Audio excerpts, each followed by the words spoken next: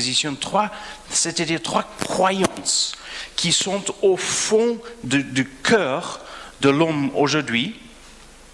Et ces croyances, ces convictions profondes, j'appelle ça une présupposition parce que c'est quelque chose que nous croyons étant vrai, et de cette position-là découlent nos valeurs, découlent nos réactions, découlent les choses que nous croyons et qui, dans un sens, influencent nos actions et notre conduite et notre façon de vivre.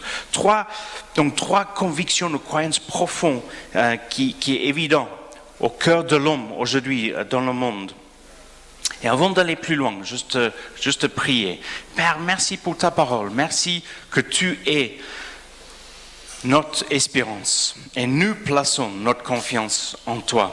Alors, Saint-Esprit, que tu viens nous parler ce matin, viens nous exhorter, nous encourager, nous fortifier. Nous prions pour un réveil en France. Nous prions que ton esprit souffle sur les Français, que les Français puissent trouver leur espérance en toi, puissent trouver la vie éternelle en toi, trouver la vie en toi. Amen. Première présupposition, que l'homme est bon. Vous allez penser, mais est-ce que c'est vraiment très important? Oui, c'est un courant de pensée de plus en plus prévalent. On dit prévalent? Prevalent? Courant. Que cette croyance, cette conviction que l'homme a à la base, oui, de temps en temps, il fait une petite erreur, de temps en temps, une petite bêtise, mais globalement, au fond de l'homme est bon. Le paradoxe avec cette position, c'est quand quelqu'un te dit « je suis quelqu'un de bien », je suis quelqu'un de bien, ils vont dire « les autres sont pourris ».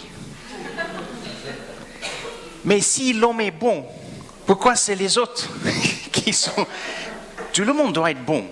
Quelqu'un fait une erreur de temps en temps, mais c'est que toi qui es vraiment bon? Non, les autres sont pourris. Derrière cette conviction se cache une autre conviction. Vous savez, l'expression « un train peut cacher un autre ». Cette conviction cache un autre. Et je suis bon, je n'ai pas besoin de Dieu. Je n'ai pas besoin de Dieu. Et s'il y a un Dieu, comme je suis bon, je n'ai pas besoin de sa grâce. Je n'ai pas besoin de sa grâce. Ni de se repentir. Pourquoi? Parce que s'il y a vraiment un Dieu, et un jour je dois me présenter devant lui et rendre les comptes pour ma vie, je vais lui dire, t'as pas à m'accuser de quoi que ce soit parce que je suis quelqu'un de bien. Je suis au fond de moi bon, une bonne personne. Et globalement, si vous pesez toutes mes bonnes actions et ma gentillesse et tout ça contre mes petites fautes, mes petites erreurs, globalement, ça va peser en faveur de moi-même parce que je suis quelqu'un de bien, je suis une bonne personne. C'est pas ce que les Écritures nous disent. Cette présupposition, cette conviction qui est au fond du cœur de l'homme est un mensonge. Est-ce que, Eric, tu peux nous montrer Romains chapitre 3, s'il te plaît? Romains chapitre 3, verset 9. Si vous avez le temps, lire tout le chapitre 3, parce que ça mérite d'être lu. Que faut-il donc conclure? Donc c'est l'apôtre Paul qui... Que faut-il donc conclure? Nous les Juifs, sommes-nous supérieurs aux autres hommes? Pas du tout. Nous avons en effet déjà démontré que tous les hommes, juifs ou non, sont également coupables. L'Écriture le dit. Et après, Paul va citer plusieurs textes des Écritures. Et écoutez, c'est assez... Ça fait froid dans le dos. Tellement c'est clair, tellement c'est direct, tellement ça parle à l'homme. Paul va dire les choses que nous ne voulons pas entendre. Il n'y a pas de juste, pas même un seul. Pas d'homme capable de comprendre, pas un qui cherche Dieu. Ils sont tous égarés. Ils se sont corrompus tous ensemble. Il n'y a pas qui fasse le bien, non, pas même un seul. Leur gossier ressemble à une tombe ouverte. Leur langue sert à tromper. Ils ont sur les lèvres un venin de vipre. Leur bouche est pleine d'aigres malédictions. Leurs pieds sont agiles quand il s'agit de verser le sang. La destruction et le malheur jalonnent leur parcours. Ils ne connaissent pas le chemin de la paix. À leurs yeux, révérer Dieu n'a aucun sens. Il n'y a pas un seul qui est bon selon les Écritures. Quand je lis ça, on peut être offensé, dire mais attends, dire ça de moi, faire un jugement de moi, mais c'est pas un autre homme qui dit ça, c'est Dieu qui le standard de Dieu est la perfection, sa justice est parfaite. Quand on se compare avec les autres, on tombe dans l'orgueil. Parce qu'on dit, ah oui, je suis peut-être mieux que lui, mieux qu'elle, et on tombe dans le péché de l'orgueil. Mais quand on se met dans la lumière de la perfection de Dieu, on se fait tout petit. On dit, oh là, ok, ça, effectivement, Seigneur, j'ai besoin de me repentir et je réalise, je suis loin, loin, loin de ta gloire. Verset 23, tous ont péché, en effet, et sont privés de la glorieuse présence de Dieu. À cause de nos péchés, on était privés de la présence de Dieu. Mais par la repentance et la foi en Jésus, on est réconcilié avec Dieu et on a de nouveau, on peut rentrer dans la présence de Dieu. On a accès à la présence de Dieu grâce au sacrifice de Jésus. Mais c'est très important de comprendre cette pensée que l'homme est bon. Nous le comprenons parce que nous avons fait appel à Dieu. Nous avons compris que nous avons besoin d'un sauveur. Mais cette pensée que l'homme est bon, il y a beaucoup d'autres choses qui en découlent. Deuxième pensée qui est un petit peu liée, pas indirectement, deuxième présupposition, mes soucis sont à cause de mon environnement. Tous mes problèmes viennent de ce qui est autour de moi. C'est-à-dire, dans un sens, quand quelque chose ne va pas, je le subis. Je subis ce qui ne va pas dans mon environnement. Et donc, il faut aussi trouver un coupable. Si le problème vient de mon environnement, forcément, il y a un coupable aussi.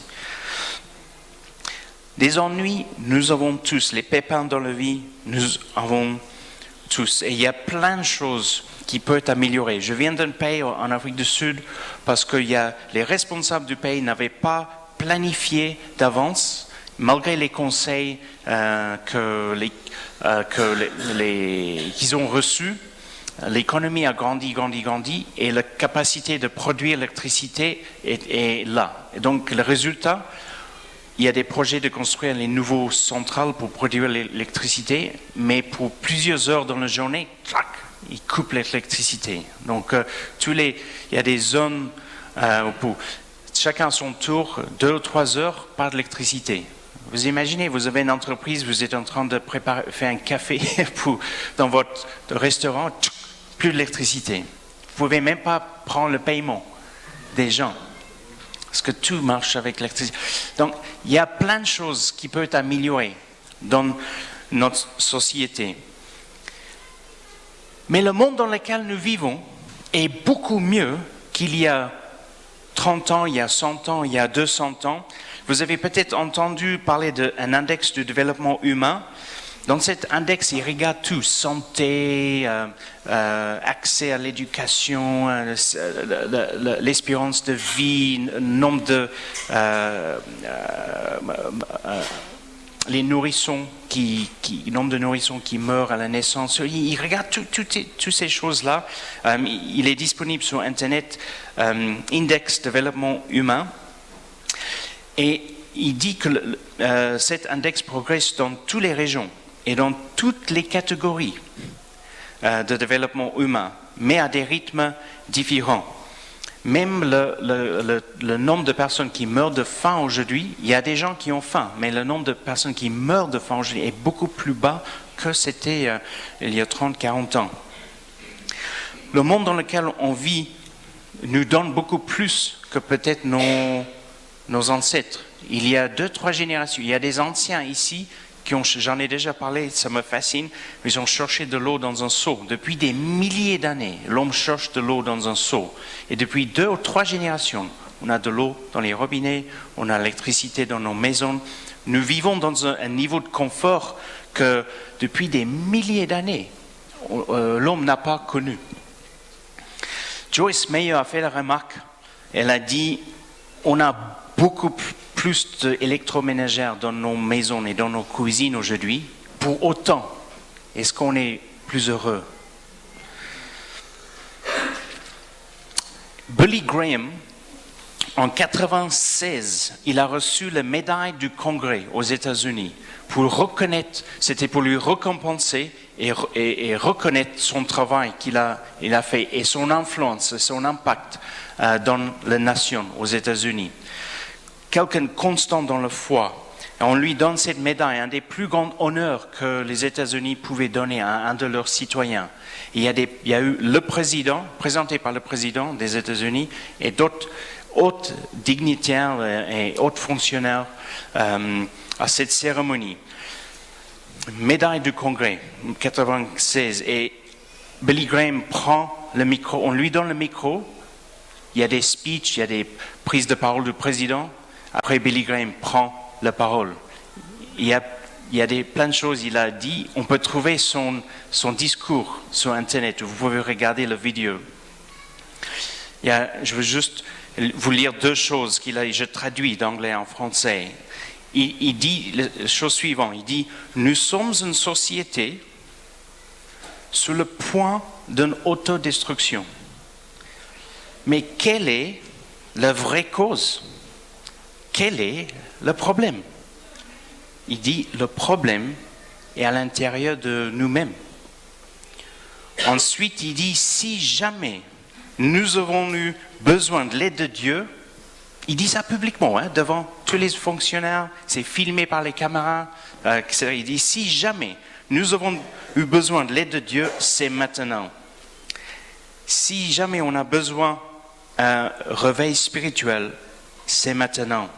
Et il dit, et ça peut commencer dans chacun de nos vies.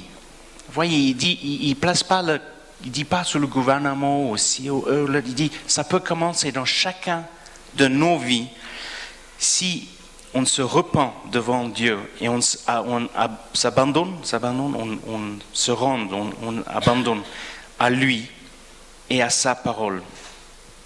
Le problème essentiel pour l'homme n'est pas son environnement. Bien sûr, les choses qui se passent autour de nous ont un énorme impact et je ne cherche pas du tout à minimiser. Des fois, la misère que les gens vivent à cause des mauvaises décisions qui peuvent prendre, les choses, ce que vivent les Ukrainiens dans l'est de l'Ukraine à cause de cette guerre sur les frontières, tout ça, les politiciens qui prennent les mauvaises décisions. Il y a des gens qui ont une profonde souffrance à cause des mauvaises décisions des autres. Donc je ne minimise pas les choses qu'on peut subir, des fois les injustices qu'on peut subir dans notre environnement. Mais le problème essentiel pour l'homme est quelque chose qui est au sein de lui-même. C'est au sein de nous-mêmes. Qu'on soit riche ou pauvre, qu'on vit en métropole ou en province, qu'on soit diplômé, non diplômé, qu'on soit homme ou femme, nous avons tous besoin d'être réconciliés avec Dieu, notre Créateur, le Créateur de l'univers. Cette réconciliation se fait par le moyen de la foi, de croire, de faire confiance à Dieu, que Jésus est mort sur la croix pour nos péchés et qu'il revient pour son Église, pour nous. Il y a un pasteur qui a écrit, il s'appelle Moorhead, Dr. Moorhead.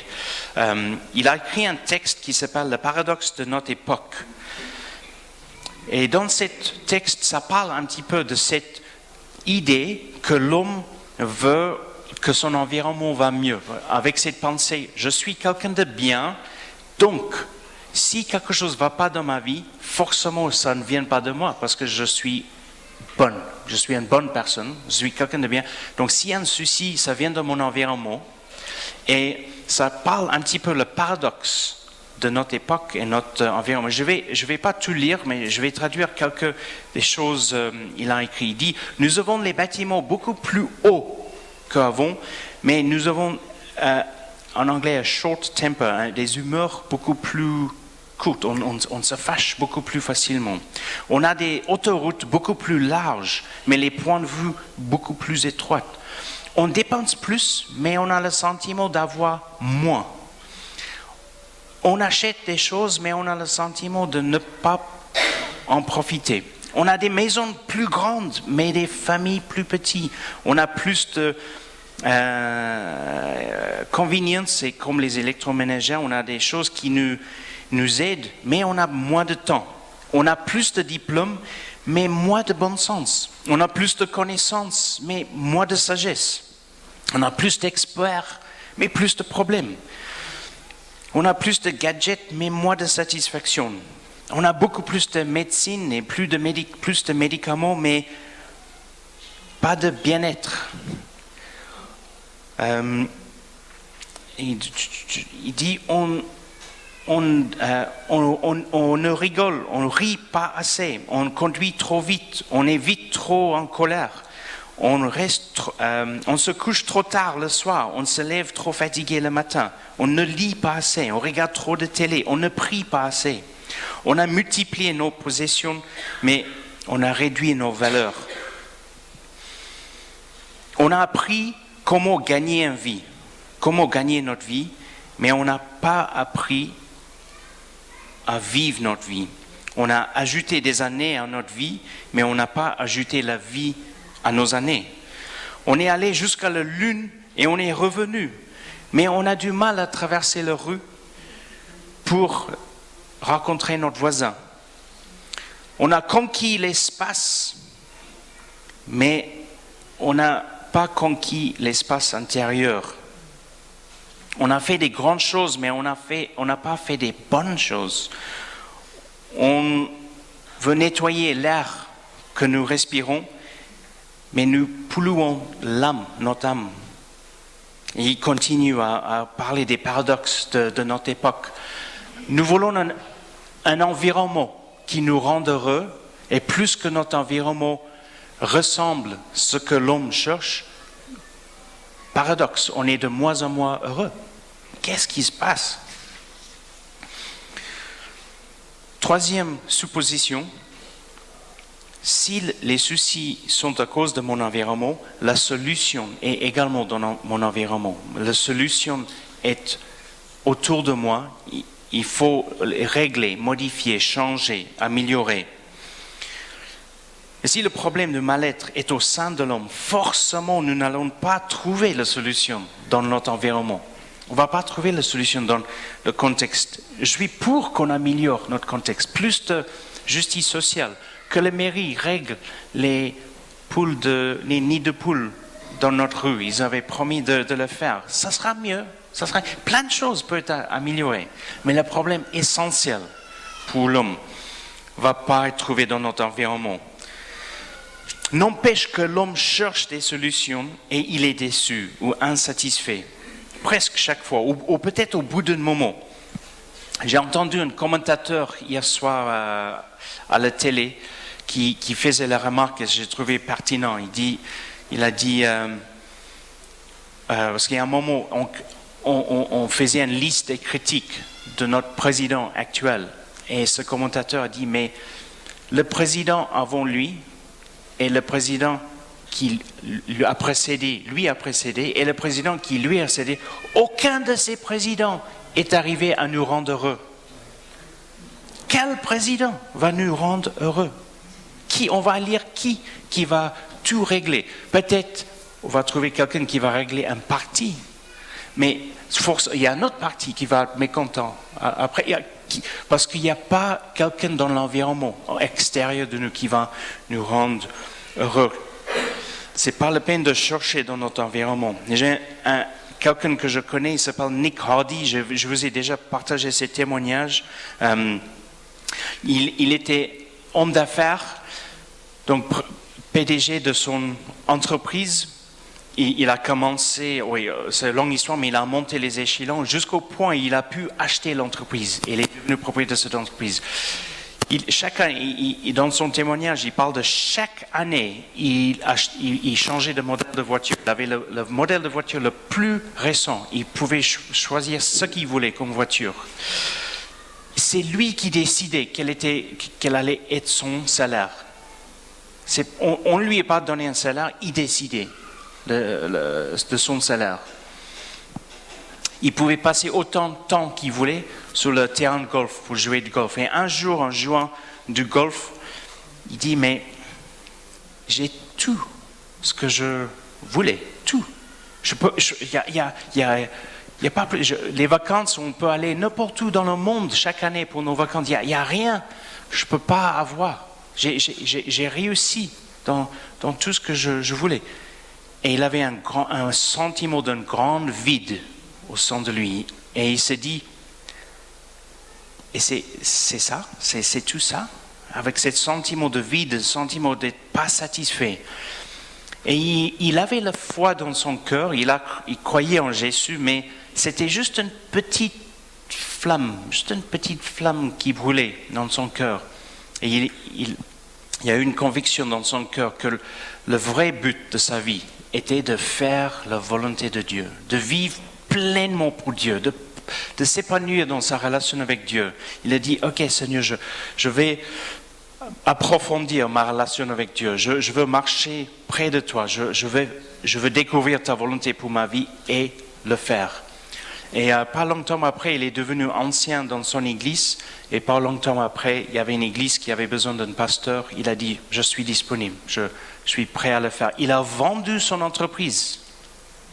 Il a vendu cette entreprise, il a accepté ce travail, il a dû changer de voiture, changer de salaire, avec tout ce qui... il avait un investissement parce qu'il a vendu son entreprise, mais son but, c'était de faire la volonté de Dieu. Il y a quelqu'un qui ne déçoit pas. Il s'appelle Jésus. Il est constant. Il est fidèle. Il dit, je suis le chemin, la vérité et la vie. Il dit, moi je vous donne la vie et la vie en abondance. Il dit également, venez à moi, vous tous qui êtes accablés sous le poids d'un lourd fardeau, et je vous donnerai du repos.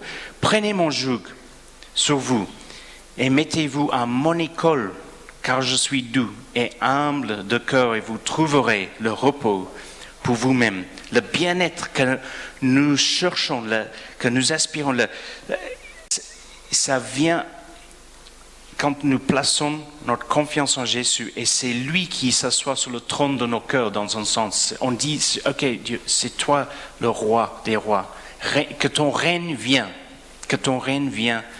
dans mon cœur, dans ma vie. Pour conclure, dans ces temps compliqués par lesquels la France passe, si vous avez des moments où vous sentez un petit peu troublé, vous sentez un petit peu, mais qu'est-ce qui se passe, qu'est-ce qu'on va devenir, qu'est-ce que la France va devenir, etc. Mon encouragement, lire les Écritures, passer du temps dans la lecture des Écritures, parce que c'est des pensées de Dieu. Et les pensées de Dieu, en permettant que les pensées de Dieu animent nos pensées, notre intelligence, notre esprit, ça nous éclaire, pas seulement, il y a une paix qui rentre dans notre cœur, et une confiance qui s'installe dans nos cœurs. Dans ces temps turbulents, les enfants de Dieu doivent être confiants parce que notre refuge, notre citadelle est Dieu. Amen. Et Pierre a écrit en 1 Pierre chapitre 2 verset 11, il dit, mes chers amis, est-ce qu'on peut mettre ça, Eric, 1 Pierre chapitre 2 verset 11, que ça c'est je voudrais vous laisser avec ce verset ce matin. Mes chers amis, vous êtes dans ce monde comme des résidents temporaires, des hôtes de passage. C'est pourquoi je vous le demande, ne cédez pas au désir de l'homme livré à lui-même. Ils font la guerre à l'âme. Vous êtes dans ce monde comme des résidents temporaires, des hôtes de passage. C'est notre fin et notre éternité n'est pas ici bas. On est juste ici de façon temporaire. Des cyniques vont dire, ah oui, oui, vous les croyants, vous avez tellement la tête dans les cieux, vous pensez au paradis, vous pensez à la vie éternelle, vous pouvez être un peu déconnecté de la réalité sur Terre. Non, c'est faux. C'est justement le contraire. C'est parce que nous croyons qu'il y a une vie éternelle, c'est parce que nous croyons que nous allons rendre les comptes à un Dieu créateur qui nous aime, qui souhaite qu'on puisse devenir ses enfants, on puisse l'appeler Père. C'est parce qu'on va rendre les comptes à ce Dieu que notre vie sur Terre compte, qu'on fasse attention à notre conduite, qu'on pense à nos valeurs, qu'on pense à nos actions, à l'impact de ce qu'on fait, ce qu'on dit, etc. Notre vie ici sur Terre a énormément d'importance parce il y a la vie éternelle. Et ce que nous faisons ici sur Terre a les implications et les conséquences pour l'éternité.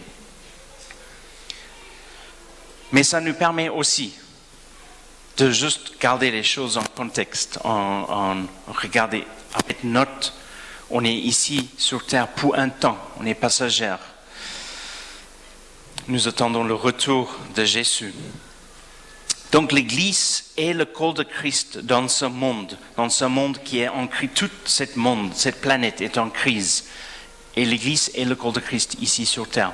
Nous avons un message. Notre message est que Jésus est le Fils de Dieu. Il est le Messie. Il est oint par Dieu, c'est-à-dire choisi par Dieu. Il est le Christ, choisi par Dieu pour être le sauveur de l'humanité. C'est notre message. Et notre témoignage, notre façon de vivre, c'est un témoignage d'amour pour que ce monde soit interpellé et changé par l'amour de Dieu. Amen. Amen. Soyez encouragés, passez du temps dans la parole de Dieu, prions pour nos responsables. La Bible nous instruit de prier pour les responsables du pays, prier pour le gouvernement, prier pour une paix dans notre pays. Merci Seigneur que hier soir n'a pas dégénéré dans un truc de fou. C'était pas bien, mais ça aurait pu être pire. Merci Seigneur et continuons à prier pour notre nation. Nous allons terminer notre culte avec un chant.